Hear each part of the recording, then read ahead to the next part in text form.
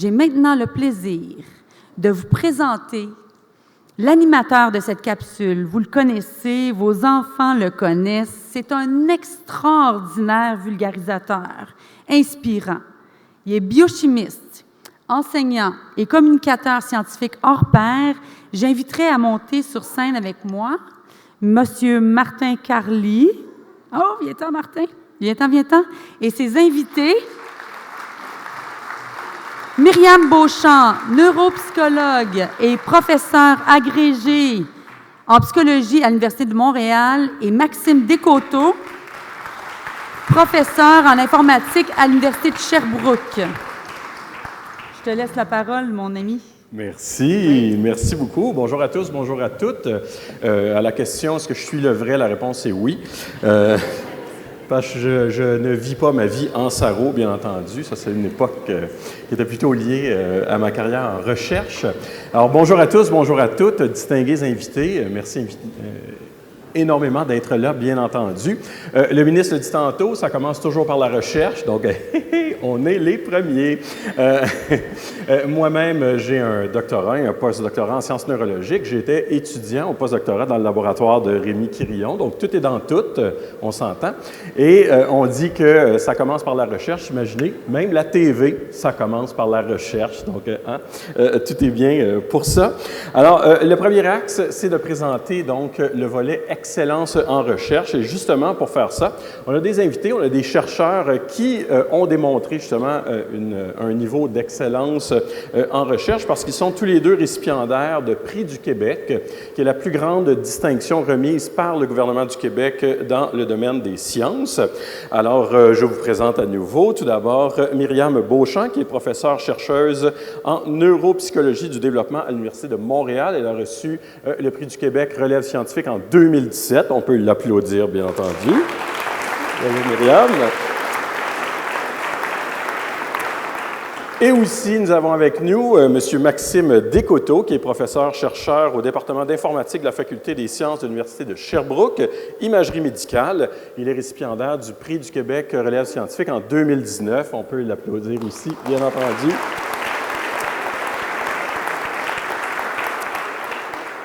Alors, moi, mon rôle, c'est simplement de poser des questions à nos invités pour qu'on puisse justement parler d'excellence en recherche. Et la première question que j'ai pour vous, pourquoi êtes-vous devenu chercheur ou chercheuse? Madame Beauchamp, tout d'abord. D'abord, je dois vous faire un aveu que j'ai passé mon PhD à me dire que je ne voulais pas être chercheur. Donc, ça n'a pas commencé avec une vision très, très directe. Mais j'ai eu une bourse de post-doctorat, puis je me suis dit qu'il ne fallait pas gaspiller ça. Donc, je dis toute la vérité aujourd'hui, mais c'est vraiment en post-doctorat que j'ai découvert le monde de la recherche, que maintenant je ne changerais en rien la carrière que j'ai choisie. Mais c'est d'abord quand je baignais déjà dans la recherche que j'ai choisi d'être chercheur, presque malgré moi. C'est pas quand vous enseignez le cycle de Krebs ou quelque chose comme ça. Non, c'était pas là. Hein? Je pourrais bien dire que ça a commencé plus tôt, mais c'est pour montrer aussi que des fois, on n'a pas une ligne directrice droite. Absolument. Oui. Monsieur Descoteaux. Pour moi, la première chose, ça a été le voyage et la collaboration, parce que c'est ça qui m'a attiré à faire des conférences, puis travailler avec la France, puis rencontrer d'autres chercheurs. Puis après ça, j'ai vite réalisé que j'avais envie de changer le monde, puis que ça partait de la recherche pour changer le monde, parce que je sentais que j'avais les outils ou les mathématiques ou l'informatique du futur, puis que ça, c'est ça qui m'intéressait de pousser à fond. Tu sais. Parfait. Évidemment, le Québec fait très bien lorsqu'on parle de financement en recherche, et la SQRI au carré va poursuivre dans ce sens. Mais ce qu'on veut savoir, c'est, à part le soutien public au niveau bourse, subvention, avez-vous un ingrédient ou des ingrédients là, qui sont importants, qui permettent de favoriser des carrières en sciences, en recherche? Bien, moi, j'utiliserais le mot flexibilité pour répondre à cette question-là, dans la mesure où chaque chercheur ou chaque domaine de recherche est très différent, puis il n'y a vraiment pas un moule. Là. Je trouve que c'est vraiment un endroit, une carrière où il n'y a pas de moule. Il y a des gens qui mènent leur recherche de façon très, très différente, là, si on aligne des centaines de chercheurs. Donc, je pense que, tu sais, un ingrédient, c'est d'être capable de s'adapter à cette diversité d'approches, puis d'être flexible aussi dans la façon qu'on attribue évidemment des fonds, mais qu'on reconnaît qu'on peut faire les choses différemment, puis que ça peut sortir du moule, disons. Ouais. Parfait. Maxime, là-dessus? Moi, je suis très biaisé comme propos parce que je suis d'un département d'informatique, mais je trouve qu'on devrait investir dans la formation plus informatique de nos jeunes puis de nos chercheurs. Petite anecdote, je vois tellement de chercheurs, moi, autour de moi, qui sont handicapés informatiquement, mais je le dis en riant, là, mais qui les limitent dans la vie, qui les limitent dans leur innovation parce qu'on est, je ne le cacherai pas à personne, qu'on est dans l'ère du numérique et que je pense qu'il faut revoir la façon qu'on forme nos jeunes pour les outiller vers la recherche puis l'innovation, puis ça va partir.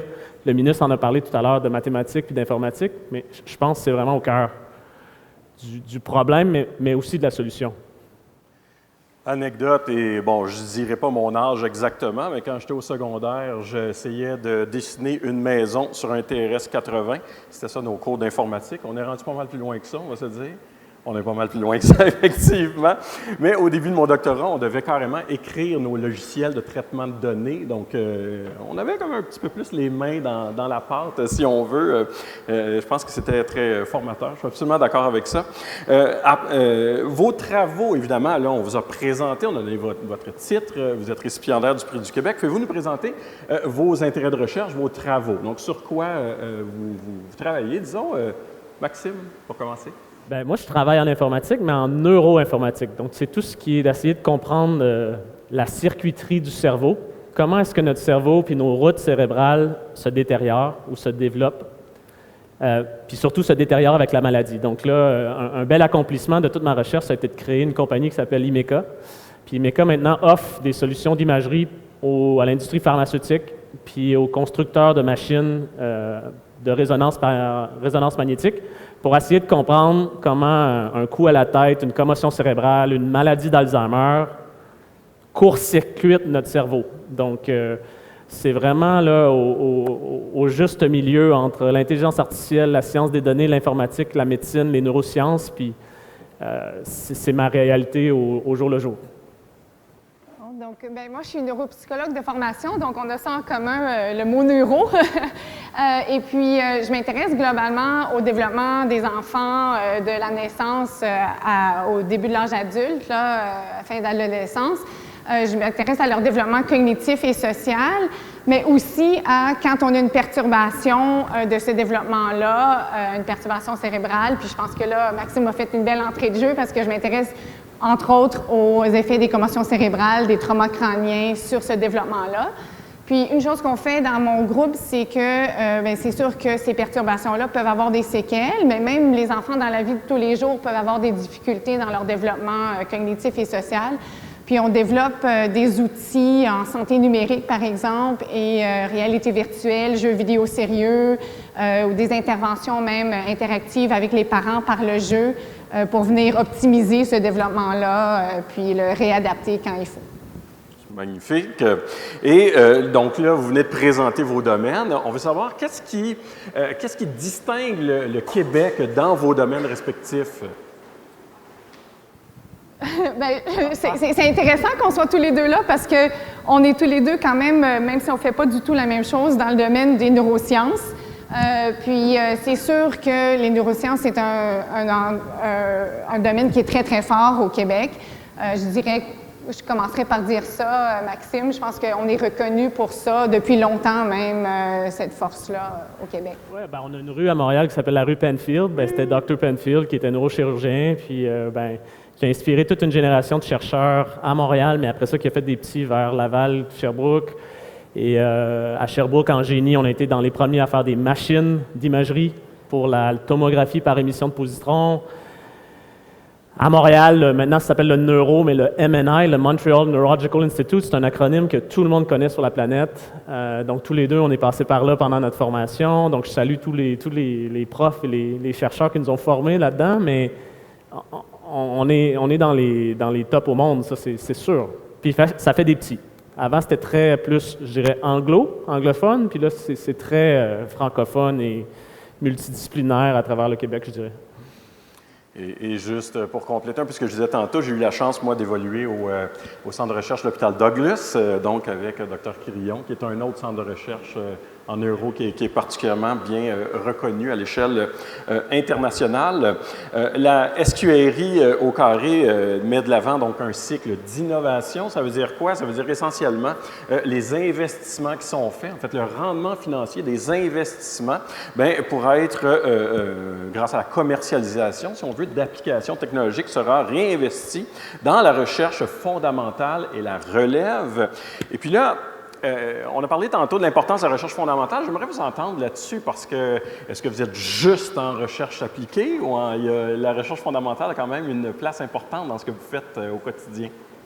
Moi, c'est sûr que j'ai la chance que le sujet que je traite, je peux jouer sur tous les terrains. Donc, si on pense au FRQ, par exemple, là, j'ai déjà appliqué à tous les volets du FRQ. Parce que c'est sûr que quand on s'intéresse à l'être humain, d'emblée, moi, je vois ça comme la recherche fondamentale. On s'intéresse au développement normal, attendu de l'enfant dans mon cas, avant tout. Donc, ça, c'est de la recherche fondamentale. C'est comprendre comment une personne fonctionne, puis c'est quoi son comportement. Ça, c'est de la recherche fondamentale, comprendre le cerveau, évidemment. Puis ensuite, quand on parle de perturbation, là, on est justement dans le volet plus appliqué, comment, à partir de nos connaissances du développement dans mon cas, là, mais du fonctionnement attendu, là, comment on peut répertorier puis comprendre certaines perturbations. C'est là où on est vraiment dans la recherche plus appliquée. Puis moi, je suis chercheur au CHU Sainte-Justine aussi, donc les projets qu'on a qui sont, par exemple, des projets qu'on dit cliniques, c'est là où on est plus dans le volet appliqué, évidemment. Absolument. Maxime. Moi, c'est beaucoup des deux, mais dans mon labo, c'est très fondamental. J'aime dire qu'on travaille beaucoup sur les mathématiques, l'algorithme fondamental de la technologie qu'on va ensuite transférer. Juste pour donner un petit exemple, là, moi, j'ai fait mon doctorat en 2004. Puis là, vous voyez, quasiment 15 ans plus tard, cet algorithme-là que j'ai développé dans mon doctorat, maintenant, fait partie de toutes les machines General Electric dans les IRM GE. Donc, ça a pris 15 ans. Et j'aime dire que c'est un peu ça que je fais dans mon labo. Donc, on est en train de développer la recherche dans 15-20 ans.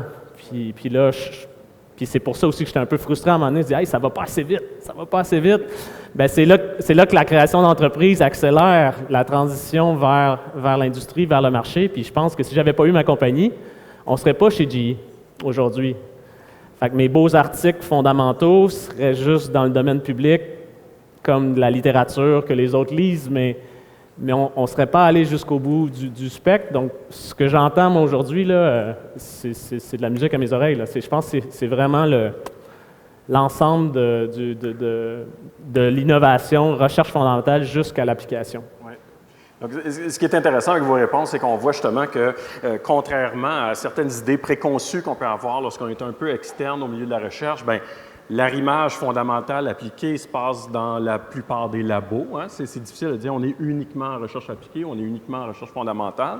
Et Maxime nous offre un bel exemple de ça, parce qu'en imaginant quelqu'un qui est dans un département d'informatique, on s'imagine immédiatement appliqué. Donc, c'est le fun de t'entendre dire que non, mais moi, je suis en recherche fondamentale, en mathématiques, en informatique, et ainsi de suite, pour aller vers des applications. Je trouve ça très intéressant, surtout qu'un collègue m'avait déjà dit un jour que la recherche fondamentale est particulièrement importante parce qu'on ne sait jamais d'où va venir une découverte qui va tout changer finalement. Et bien souvent, ces découvertes-là viennent du monde de la recherche fondamentale. Donc, cet arrimage-là est particulièrement important.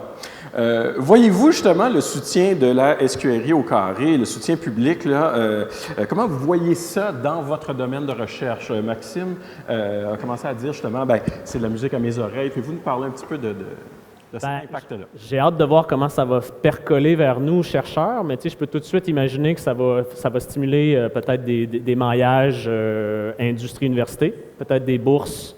Moi, je trouve qu'il y a quelque chose qui marche bien chez nous, c'est les bourses MITAX, par exemple, qui encourage les étudiants de maîtrise, doctorat à faire de la recherche dans ma compagnie. Donc, accélérer la transition, apprendre à gérer de la propriété intellectuelle, des découvertes. Tout ça, c'est des choses que, avant, là, honnêtement, il y a 10 ans, comme chercheur ou comme étudiant au doctorat, j'entendais jamais parler. Donc, si SQRI au carré aide à accélérer ça puis à nous donner des moyens pour amener plus de découvertes ou de recherche ou d'étudiants vers l'industrie, je pense que ça peut juste aider. Puis on en parlait tout à l'heure, à aider les entreprises aussi à mieux comprendre le contexte industriel.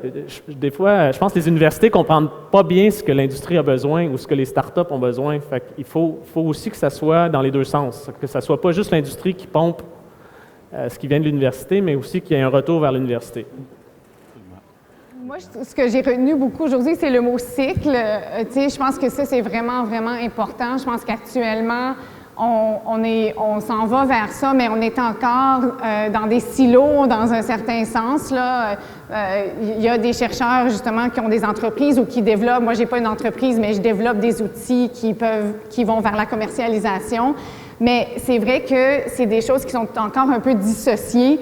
Puis, dans les annonces qu'on a faites, dans la façon qu'on décrit la nouvelle stratégie, c'est vraiment l'idée du cycle pour moi que je retiens, puis que c'est cette dernière, ce retour en fait, qui va aider à accélérer, je pense que Maxime l'a dit, les choses, mais aussi à faire en sorte que c'est pas deux silos, l'entreprise ou l'entrepreneuriat, puis la recherche, mais qu'il y a un retour du balancier.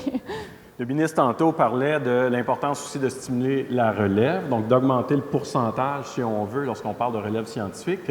Vous êtes tous les deux récipiendaires d'un prix relève scientifique, un prix du Québec. Pouvez-vous nous parler de l'importance de la relève en sciences? Moi, je pense que c'est le cœur, c'est la base, c'est la fondation de tout. Je pense que quand on investit dans un seul étudiant, une seule personne ou une personne hautement qualifiée, quelqu'un à qui on donne une expertise puis des ressources, des connaissances, c'est incroyable ce que ça peut amener à des centaines d'autres personnes, des mille, voire plus loin des millions d'autres personnes. On en parlait tout à l'heure avant que ça commence aussi. Là, on attend les annonces de bourse, par exemple, puis chaque étudiant, chaque individu qui attend sa réponse, ça va changer, ça peut changer leur vie. Je pense que c'est pas exagéré de dire ça, d'avoir cette opportunité-là, c'est clair. 100% d'accord. Non, mais le talent, la relève, c'est le futur. Moi, c'est ce qui me garde jeune aussi, entre guillemets. Là, je me considère encore jeune, mais travailler avec ces jeunes-là, je pense que c'est ce qui va me rendre jusqu'à... La plupart de nos collègues ne prennent pas de retraite parce qu'on ne se considère même pas travailler quand on travaille avec ces jeunes-là puis qu'on se sent inspirant puis que c'est eux qui nous poussent vers l'avenir. C'est ça l'avenir. C'est ça qui nous attire vers la recherche. Puis je pense qu'il faut miser sur eux. Puis s'il y a un petit parti des ressources puis de l'argent qui peut être dédié à eux, puis peut-être des meilleurs fonds de démarrage pour les jeunes qui commencent dans cette carrière-là pour qu'ils soient justement des innovateurs, mais pas juste des chercheurs d'argent, mais qui restent des chercheurs de technologie puis d'innovation, ben moi, personnellement, ça m'aurait aidé en début de carrière d'avoir un petit peu plus de support financier pour chercher moins d'argent puis juste me concentrer sur développer ma recherche, puis mon labo, puis le talent autour de moi. Je rajouterais à ce que Maxime dit, c'est les idées. Éventuellement, les idées, ça vient des étudiants. Si nous, on a des bonnes idées, c'est parce qu'eux en ont eu ou ont développé, ont amené quelque chose au groupe, au laboratoire. Dans ce cas-là, ça vient... Si nous, on rayonne, c'est à cause d'eux. Absolument. Ça me fait penser comme ça à brûle-pourpoint que ça souligne aussi l'importance de la diversité dans la relève, d'avoir une communauté scientifique la plus diverse possible, bien entendu. On parlait tantôt autant gars-filles, mais aussi toutes les communautés en général, d'avoir la plus grande diversité. Ça va donner une plus grande diversité d'idées, finalement. C'est absolument... oui. Exactement. On parle évidemment de cet axe 1. Pouvez-vous nous dire quelques mots sur c'est quoi l'excellence en recherche pour vous? J'aurais envie de dire, c'est de pouvoir se réinventer. Je pense que comme chercheur, il faut toujours être capable de se réinventer, se questionner, apprendre des nouvelles choses. On le voit, là, plus les technologies, plus les méthodes d'analyse avancent, plus il faut se réinventer, être à la fine pointe. On dit souvent, on associe souvent la créativité au monde des arts et de la culture, mais moi je pense que la recherche, c'est un monde extrêmement... Ce n'est que ça, c'est à tous les jours de penser à de nouvelles choses, de faire les choses différemment. Fait que je pense que il faut être créatif, puis il faut être créatif pour se démarquer, se distinguer, puis être à la fine pointe aussi. Là, Peut-être un petit volet rayonnement.